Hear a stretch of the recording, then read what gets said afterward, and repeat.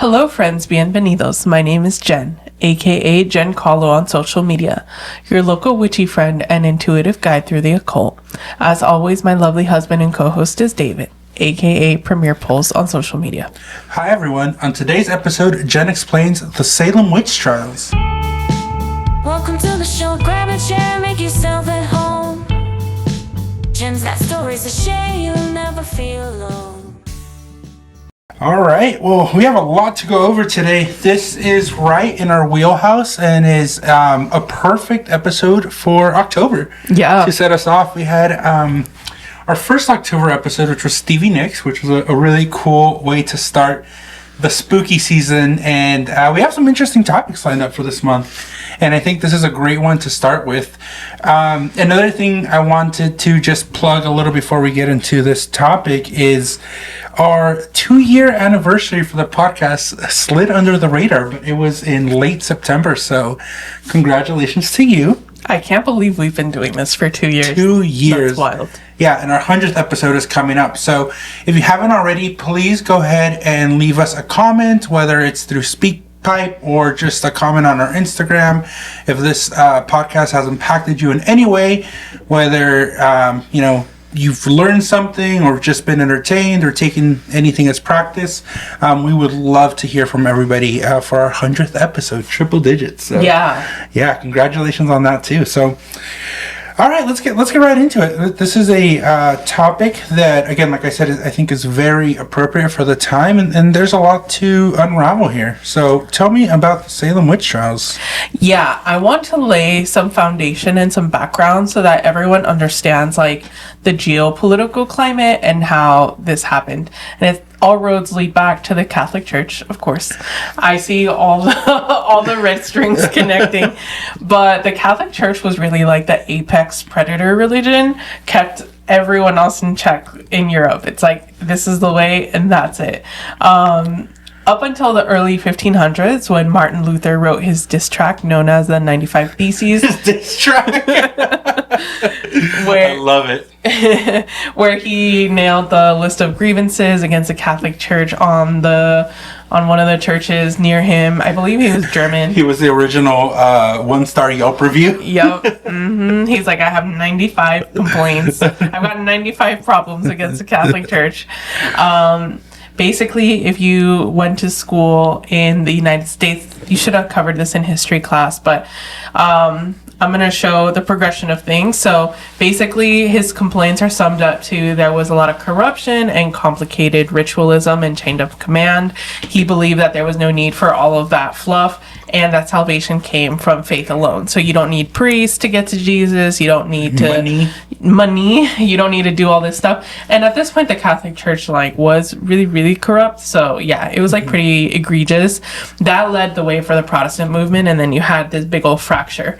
Soon after that, in 1534, King Henry VIII also had beef with the Catholic Church because he wanted to get a divorce because he was not happy with his wife and he didn't want to keep killing all of them. Good on him, I guess. Yeah, he just wanted to get divorced, make it easy. So then he made his own church, which they called it the Anglican Church, which is very, very similar to the Catholic Church. The only difference was that, at that time, the head or the monarchy was the equivalent of the Pope, and HQ was in England instead of Rome. But it was very similar, still very ritualistic and opulent and things like that. Gaudy. Yeah, gaudy. Yeah. Fast forward to 1608, we still have the Anglican Church. There was a group of Puritans who still felt like this is still too close to Catholicism for us. Catholicism light, essentially. Mm-hmm. Yeah. They were like, it's still too gaudy. It's still too ritualistic. We don't want to do all that.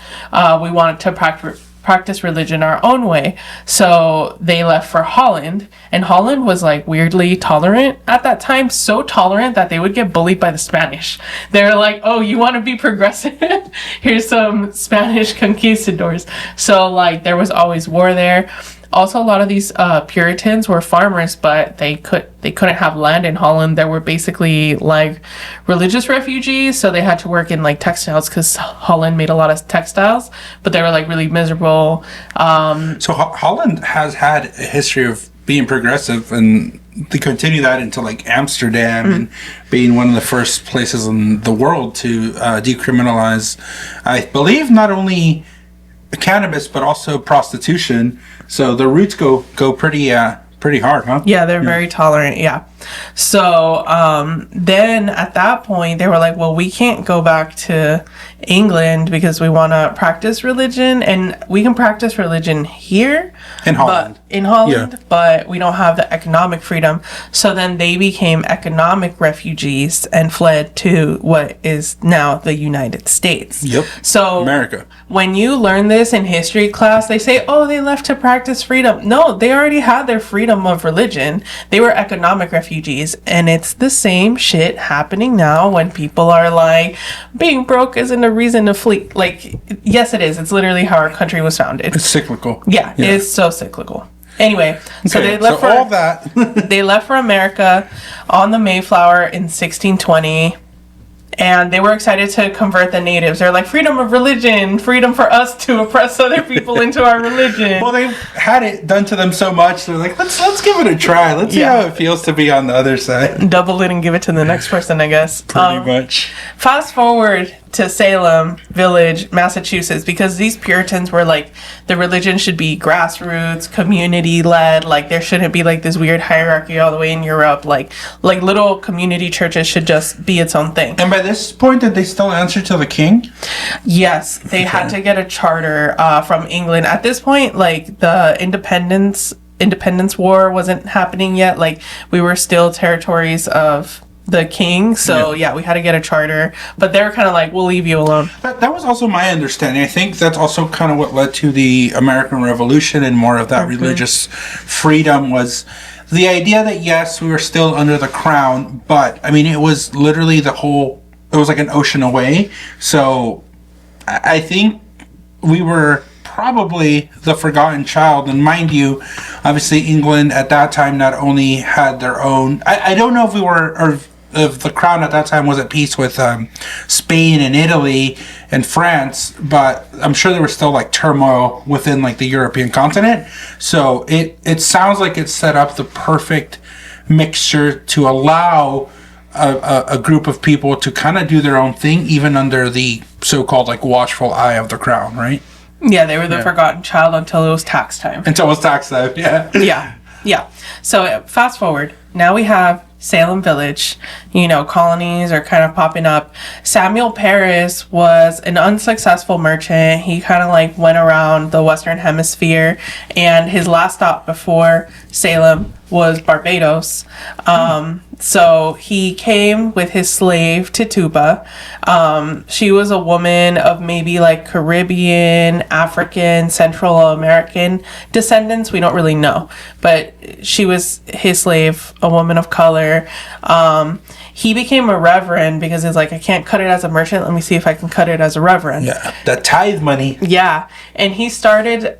So something to know about Salem Village, everyone was like at each other's throats and hated each other already. Like, it was already a very tense situation.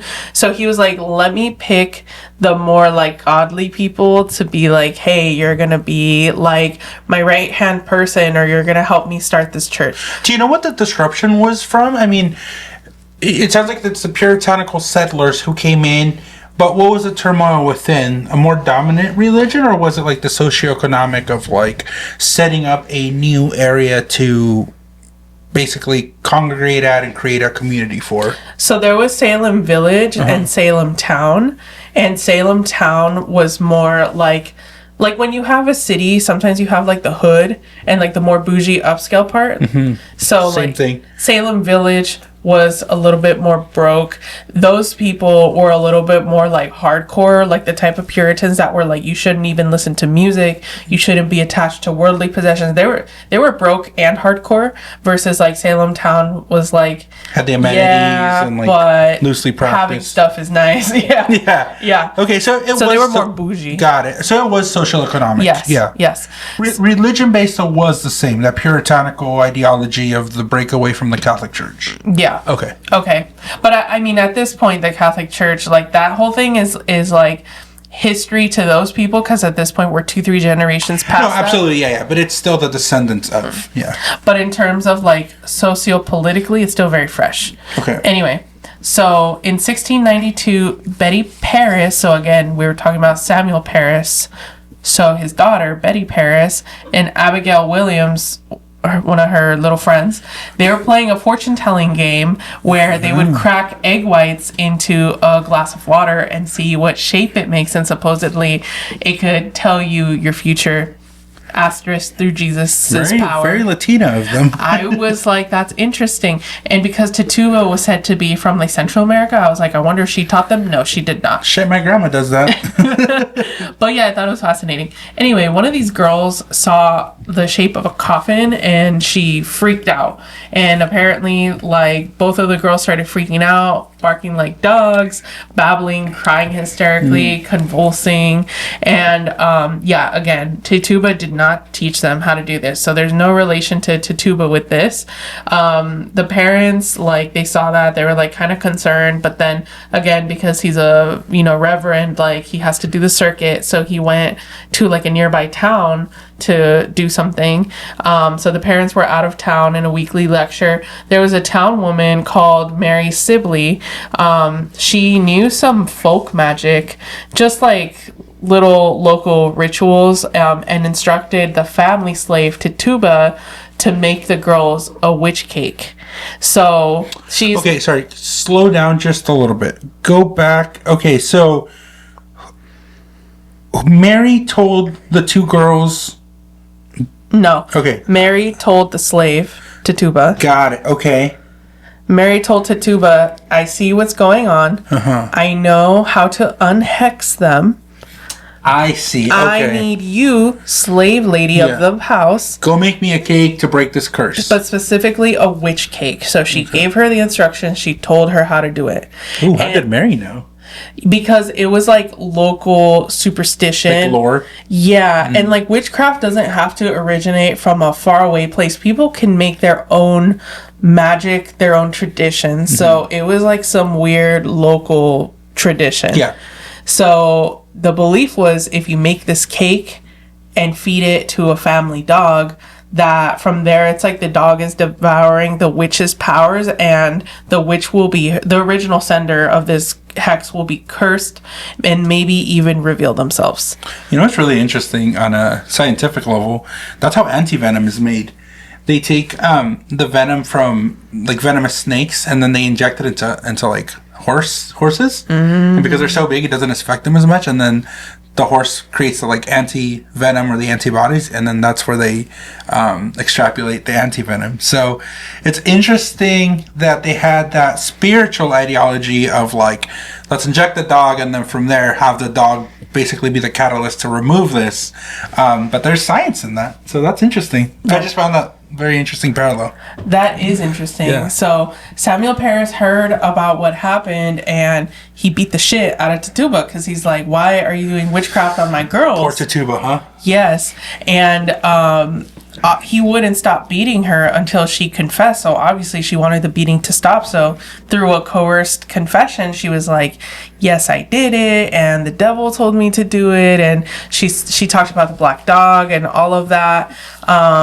But also, who was she to say no to white woman Mary? Yeah. Saying, hey, do this. Like, Yeah. she couldn't. Her hands were tied. Yeah, she's damned if she did, damned if she didn't. Because if Samuel didn't beat her up, I'm sure Mary either would have beat her up directly or made an accusation or said she's... Yeah, no, it was not a good situation. So then Samuel asked the little girls, like, well, since you did this anyway, do you know who's cursing you? Mm-hmm. Do you know who the witch is? And the little girls named two people in the village along with Tituba, but they named Sarah Good and Sarah Osborne. One of them was a homeless single mother, and the other one was a very old lady, like freakishly old, that basically at that point did not give a fuck and was like very unpleasant. She just said it how it was. Out of curiosity, you keep referring to them as little girls. How?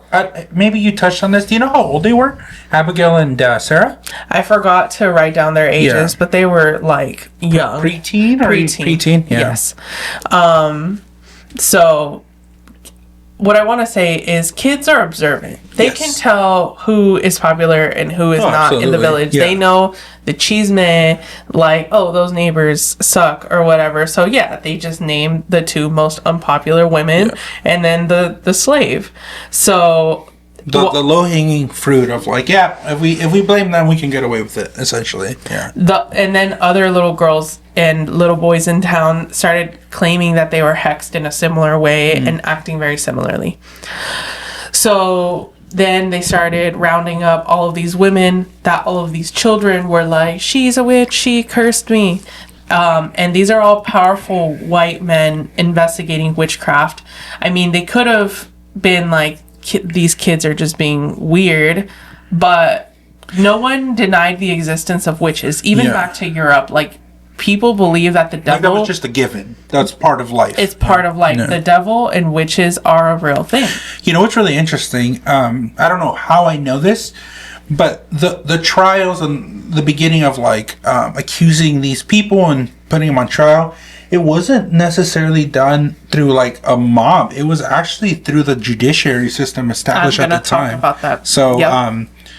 I will yeah. talk about that. yeah, no, go ahead. Sorry. So the women are being rounded up and interrogated by this men that have already made up their mind that witches exist and that these little kids are not lying, right? So these women realize they have one of two options: continue to plead their innocence or gamble on these people eventually seeing reason, or just confessing enough to save themselves, because women were seen as like second-class citizens. They were seen as weak. Their little weak souls could be coerced by the devil. So confessing wouldn't necessarily make them agents of evil, but more show like that they were damsels in distress. What's really sad is like you said they were seen as, and it in the year of our Lord 2025, it really hasn't gotten that much better. Unfortunately, we just finished, or we're like one episode away from finishing the Hulu documentary, or the Hulu series, The Twisted Tale of Amanda Knox. And oh my gosh, as you are saying this, it is almost a exact replica of like what happened. The prosecution, the church part of it, and this was in like this happened in 2007, 2008. I mean, we're talking hundreds of years later, and we still see the same shit by the same entities, both judiciary and religious, which, yeah, those parallels are crazy to me. I can't talk about it too much, but I work with the law for my 9 to 5, and this still happens to this day. No, it's insane. There are still witch hunts going on, but they just call it something else. Yeah. Anyway, so as we said, Tituba confessed. She was like, yeah, I did it. So then the men interviewed Sarah Good, who was like the homeless single mom, and her daughter.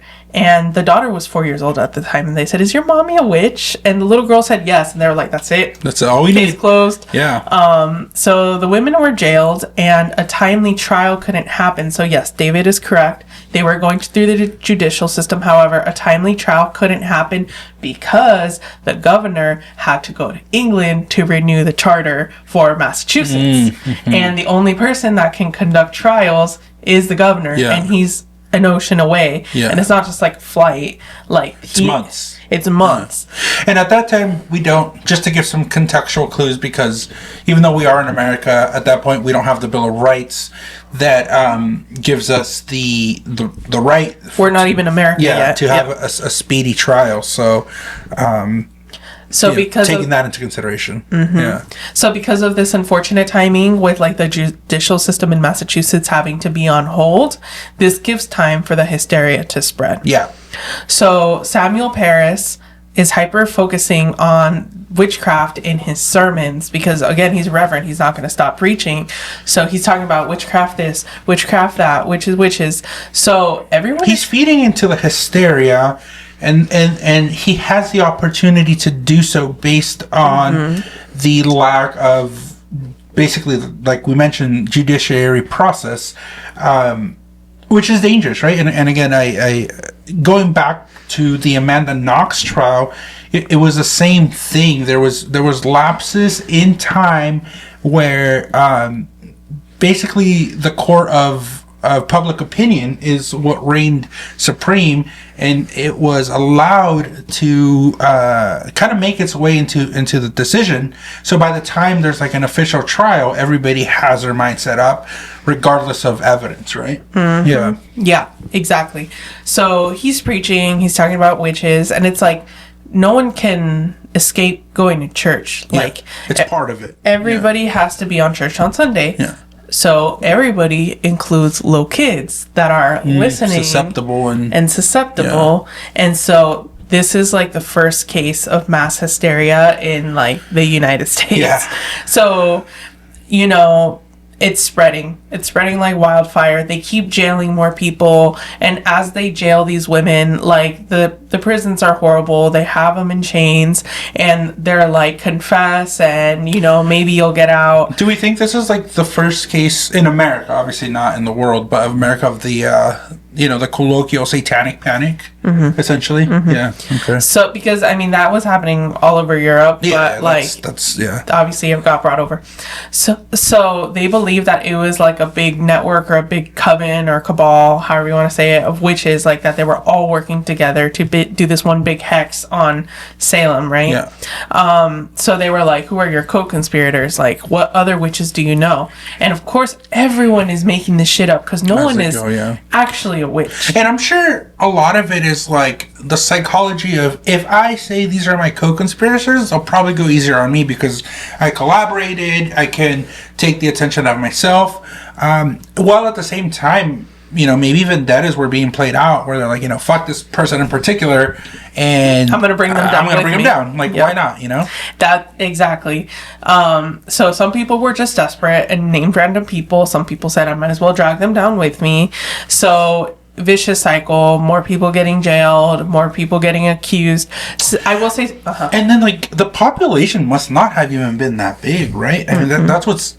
I think that's why it's so prominent, because obviously at this time we don't have industrialization, we don't have, you know, mass migrations, so everything was very localized, and we ourselves live in a small town and city, and then you kind of do get to know like people, you get to know what's going on in your community. And again, this is 2025 where we're connected in an agrarian time, like the Salem witch trials. I mean, I'm sure not only was it like scary, but it must have been entertaining too, right? It must have been like, ooh, what's the newest development in this? So I think maybe that propaganda and just the fascination with, like, you know, the human instinct to see people suffer and go down must have really taken over and swept this village, essentially. Yeah. Yes. So at first, some people were entertained by it because 75% of the accused were female and from one faction politically. So, like we said, people were beefing, right? Yeah. And they fell into two buckets. So, the majority of the accused were from one bucket politically. So, of course, the other bucket that is not really being like accused is sort of enjoying it, but then eventually, like, nobody is spared. So we don't learn our lessons because we fall into the same of like, it'll never be me, it'll never be me, you know, they'll take the blame, or like it couldn't possibly happen to me, right? Yep. So we'll talk about the specific factions politically and like who fell into what bucket right after this ad break. All right, welcome back. So yes, people fell into two buckets politically. It started with the unpopular people in society, but then it spread to people who were like godly and pillars of the church. So the first accused witches were the Porters. So anyone associated with the Porter family were the ones that were being accused of witchcraft. And the people doing the accusing were the Putnams and the Paris families. So those were like the innocent victims, but eventually, like, were the accusing the families that were making the accusations, were they higher on the socioeconomic scale? No. Okay, interesting. So like we said, Samuel Paris came in and in my opinion, he probably tried to find people that were a little easier to manipulate. Yeah. And they were like, oh, you could be my right-hand man. I see the godliness in you because you don't have these like attachments to, the sins or whatever. So there's also the political favors of like, you'll become my henchman and we'll do each other favors, essentially. But then eventually people were being named that they're like, how could this be? They're a highly thought of person in society. But looking at it from like a sociological lens, this was a pressure cooker. Yeah. So again, this is like fairly new, like the Europeans are fairly new to the United States at this point. There's a pressure cooker of like disease because they're not used to the Americas, the climate. They don't know what they're doing. Yeah. Famine because they don't know what crops to grow. When they first got there, the natives were helping them. They were like, you should grow maize and all this stuff. But as soon as they took their land, they were like, well, fuck you. I'm not going to help you. They also don't have any immunology to the diseases and viruses and bacteria, right? There was also wars to the north in Maine, the English-French War, and there were some people that were refugees fleeing to Salem from those wars, and those people probably had PTSD and were more likely to be like triggered, maybe even see things. So you just have a pressure cooker of a bunch of horrible stuff. Do you think, and this is, I guess, our opinion, it sounds like you said, the situation was set up to a point that whether it was the Salem witch trials or something else, anything that would have disrupted society at that time, because it was like the domino effect, like those dominoes were ready to fall. It just so happened that the thing that toppled them over was the Salem witch trials. But do you think something else would have taken its place? I think so. Yeah. If it wasn't this, it was going to be something else. But by May 1692, 81 people were accused. Of those 81, 49 were in prison. And the governor at this point had returned and was able to open the courts. But he isn't the judge because he's like, I can't believe all of this happened while I was he's gone. like, what the fuck did you guys do? We need to do speedy trials. So then he divvied it up to the same powerful white men that were doing the jailing so and the he interviewing. essentially created like a circuit court at that time, but impromptu, quickly, no vetting, nothing. Yeah. He gave the power, he gave the judicial power to the accusers themselves. And what makes it worse, court was held in the local church. Anyone could come. It was a whole spectacle, open to the public. Some hearings were as short as 15 minutes. And they would bring... And these were hearings to determine your witchcraft. life. Yeah. And there were these little girls or little children. They all brought them together and were like, tell me about what happened. So you have all these kids hyping each other up. You have the spectators. It was like... Kids also see the reaction, right? They're not at a point where they can differentiate, what I'm saying is going to have the effect, because the younger you are, the more distance you have between my actions contribute to a consequence, whether it's good or bad. And they're also seeing the reaction of the elders, obviously people in power, and I'm sure between body language and maybe even direct contact saying yep, essentially praising you for what you're saying. They're going to continue to say that, right? And that on top of the support and just the hype amongst their peers, like you said, it was a pressure cooker of shit to go wrong, essentially. But are they going through the judicial system? Technically, yes, but the judicial system is so flawed. Correct. And the little kids were like, I'm being attacked right now, and they were convulsing and stuff, but it's nothing is happening, It was very sensationalized. There was this idea that if you confessed and you said, yes, I fucked up, you were showing remorse. But if you kept saying, no, I didn't do it, it shows that you're doubling down on your witchcraft, which is super messed up. Yeah, I mean, there's nothing you can do to prove your innocence. From a skeptic's view, none of this is real, right? Mm-hmm. So, it's all up to human interpretation, and like you mentioned earlier, they can just say, well, that person looks like a witch, or that person has a birthmark, or that person, the way they acted isn't correct. And then once you're on trial, you have no recourse, because either you confess, yes, I'm a witch, and you're fucked, or like you said, you're like, no, I don't know what you're talking about. well, if you confess to being a witch, then your life would be spared, but you would be a witch, Yeah. right? And what's more messed up, they allowed spectral evidence, which means that they allowed visions to be evidence. But how can you argue against that? There Yeah. is no way. So these little kids were like, I saw the devil with Mary and blah, blah, blah. And that's good enough. And that's good enough, you know? And that's taken into like, yeah, that'd be so crazy if that translated into like a modern judiciary trial where like, you know, there's so many steps to introduce evidence into a trial. We think of it being ridiculous now, but I mean, we also do take testimony of like, you know, I think we're getting better at it where we don't allow certain like eyewitness testimony because they've done extensive studies to show that like even if you say I was an eyewitness to this crime, it's not reliable. I mean, people's memory, people's susceptibility to be influenced, like all that can affect direct eyewitness testimony.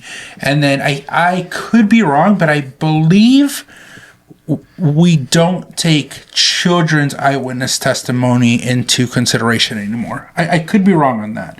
I know that there are specialized children's interview centers and like there are highly trained professionals that can like figure out like depending on the age, developmental stages, like what may be fantasy, what may be not. Credibility of the testimony. Yeah, it's like hardcore. It's harder to do. But we're barely in modern times understanding the psychology of that. Like it's taken us this long and it's still not perfect.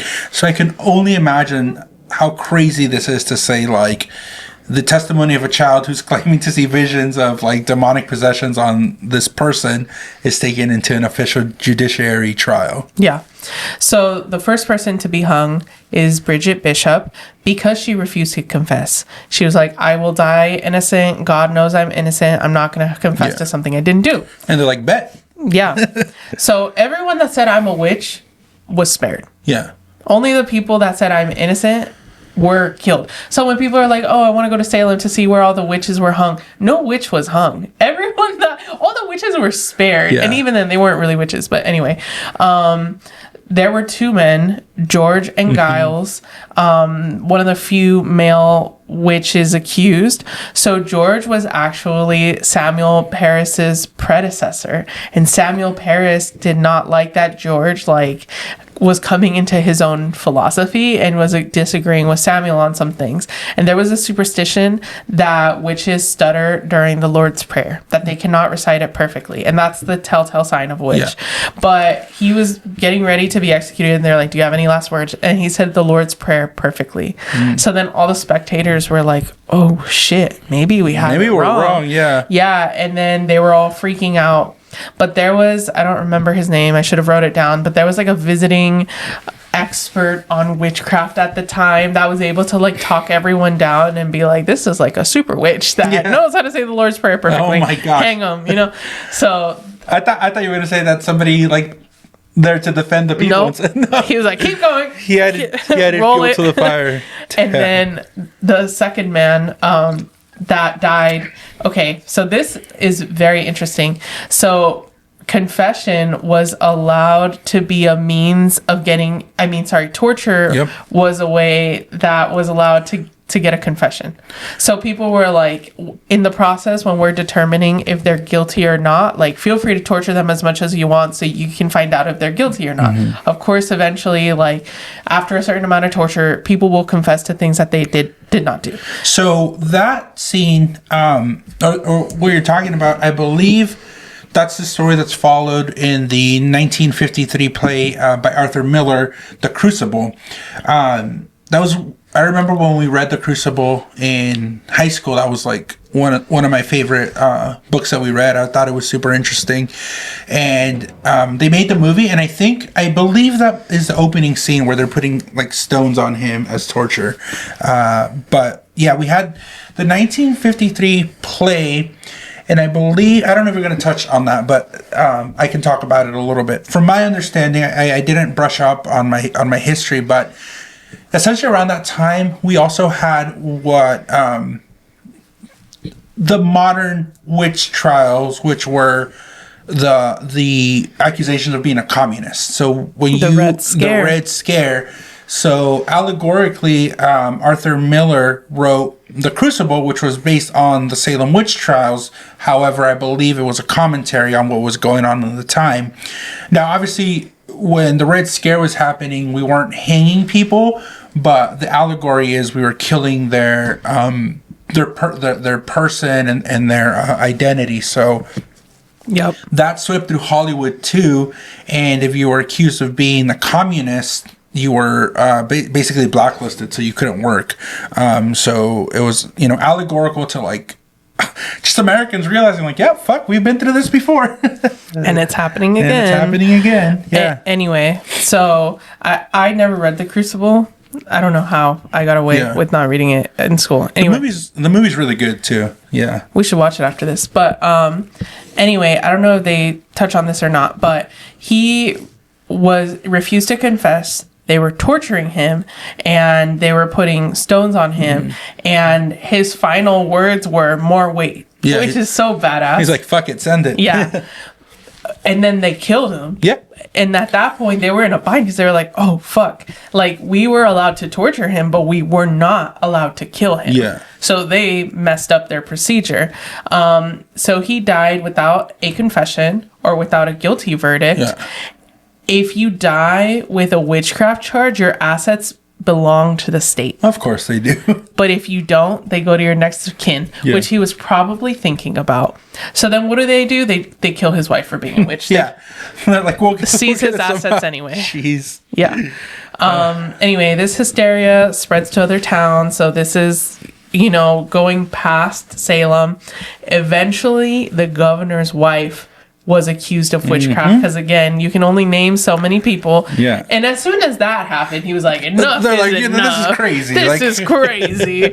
So as you can see, the witches and the people that confessed to witchcraft did not get executed. Only the people that said, I'm not a witch. So sometimes people just hear like on the surface level, like, oh, Salem, the witches, but like, no witches were hung in Salem, which is kind of weird to think about, but that's the truth. Yeah. No, I think for me the fascination with this is we haven't learned as a society, and I think as a world, right? Obviously our worldview is very American because this is where we live, but I think as a species we're just slow learning, and I wonder sometimes if that's just part of our nature, if it serves like an evolutionary purpose for us to just fuck with each other. We are social primates, which makes it even more interesting because we need, in order for us to prosper as a species, we need to work together and we need to understand the needs of our society and our in-groups, or else we won't thrive, right? We cannot thrive as a society if we don't work together, but we still keep doing this shit. So, I don't know. Like, what are your thoughts on that? Yeah, I think unfortunately we're just flawed and our brains are very black and white, like good or bad. Like we just have to react like, is that a bear? Is that a lion? Like what is that? So it's just our little primate brain. But my theory, or there are several theories, some people think that the girls were just mentally ill and they didn't know how to do that, or that the girls were just playing and it went too far. Like you said, they don't understand that like my actions or my words have consequences. There's also a theory that I didn't have time to dive into, that there may have been like a bacteria or something in the bread, right? In the bread, in the rye, that could cause like hallucinations, mass hysteria, because they also didn't know what they were growing. They didn't, they could have messed up the crop. I think it's a little more simpler than that. I think that Samuel Paris was desperate to become an authority because he was a failed merchant everywhere else. So he's like, I'm going to make it. And of course, like it started with his daughter. So he was like, oh no, my kid isn't crazy. Like something is happening to her and I'm going to defend her. And it was just like a pressure cooker of bad circumstances with the governor being out, with like all the other things we talked about about the famine, the war, the PTSD. So, and then also like a vendetta where they were like, oh, we can just kill the rival family and name them all as witches. But then eventually everyone started getting named. No, I completely agree. Yeah, there are a lot of theories and speculations as to like what happened, but yeah, I think it's a microcosm of like the big shit that's happening right now, like not only now but that's happened since, right? Anytime societies grow and get into power, whether they're a small village to a whole country to a whole continent, I mean, you have those people who seek power, and once they are in power, some like absolute power corrupts is what the saying is, and I believe that's true, and this is a great example of that. Like, you have this person who's like, well, fuck it, like, I have to be successful and I have to make something happen at the expense of like other people. Now, one thing, and not to be an apologist for him, but I also can't imagine he thought it would get to the point it got to, right? I think maybe he's like, well, if I can run with this a little bit, I can get a little power within the church, proselytize, remind people that there's evil in this world, and have like a successful practice, which would be the church. But yeah, I mean, it sounds like something that also just got out of control, turned into a literal witch hunt, and he lost control over the situation. But the reason why I really wanted to bring up, and I've been reflecting a lot on like European Christianity versus American Christianity, like that specific like situation with the Puritans breaking off and them wanting a more grassroots religion is why you see so many different forms of Christianity, and not only that, extreme Christianity, because like at least with Catholicism you have to fall in line, and like the Pope gets the say, and the Pope has to be a diplomat, so the Pope can't say anything too crazy. No, so he has to be as not neutral in the sense that like he can be on the fence, but he has to appeal to the masses. So I feel like America has a very unique situation with Christianity where people can really describe like some extreme things or believe some extreme things because like there is no big regulatory body like when the Catholic Church was the apex predator religion that had like a system contained. Because if anyone was like, well, I think that, it'd be like, no, only the Pope can think what is real and not real. So that's why, like, for example, in TikTok, we saw the whole thing about like the rapture is coming.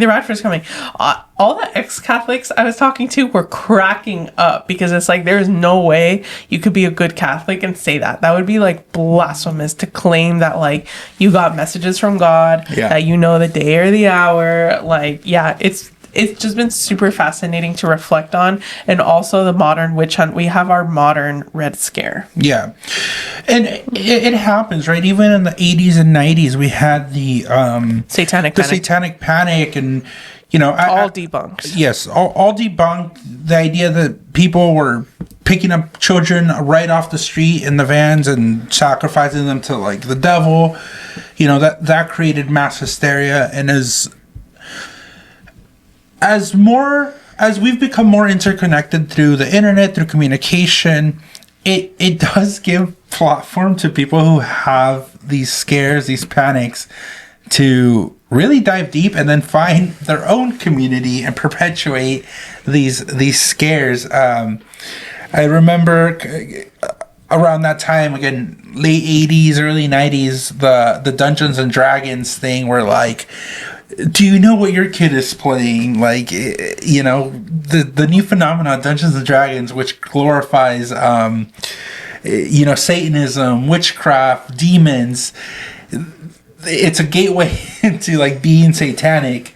And again, this was the 90s, right? And then in the 2000s, we had 9/11, and then we demonized a lot of people, and, you know, based on what they look like, on what their beliefs were like, there's no other viewpoint, like, they're wrong, we're right, we're holier than thou, and we get to impose our will.